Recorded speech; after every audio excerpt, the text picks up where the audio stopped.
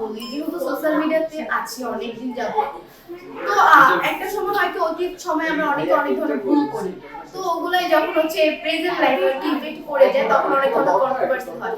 But আমাদের বুঝ আসার পর কিন্তু আমরা এই ধরনের কোনো কন্ট্রোভার্সি চাই না, বা আমরা চাই না যে আমরা কোনো খারাপ কিছু করি এটা মানুষের সামনে এখন প্রেজেন্টে করি।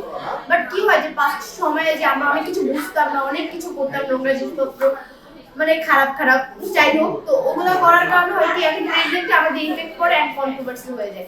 বাট এটাকে আমি ওরকম নজরে দেখি না, কারণ আমি পাস্টে যেমনই থাকি, পাস্টে খারাপ থাকি, বাট আমি প্রেজেন্টে ভালো আছি, আমি এটাকে মনে করে সান্ত্বনা দিই।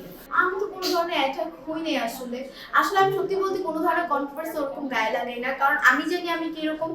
এখন যারা আমাদের ভিডিও দেখে তারা জাস্ট আমাদের ভিডিওতে আমি যতটুকু বলি ততটুকুই জানে, বাট আমাদের পার্সোনাল লাইফে কি হচ্ছে এটা কিন্তু আমরা ছাড়া কেউ বলতে পারবো না। আপনার লাইফে কি হচ্ছে আপনি আপনি না বলে কেউ বলতে পারবে না।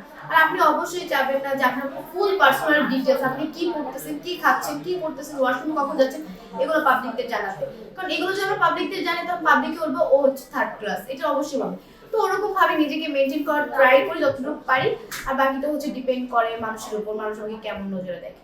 এখনো অত বড় মিনি মেয়ের মাধ্যমে, তারপরও যারা টিকটক করতেছে, যারা নতুন করে করতেছে তাদের সবার জন্য শুভকামনা, যাতে সবাই অনেক ভালো কিছু করতে পারে। এটা নিয়ে আমার তেমন কোনো কিছু নেই, বাট আমি চাই সবাই সবার ওয়েতে ভালো কিছু করুক।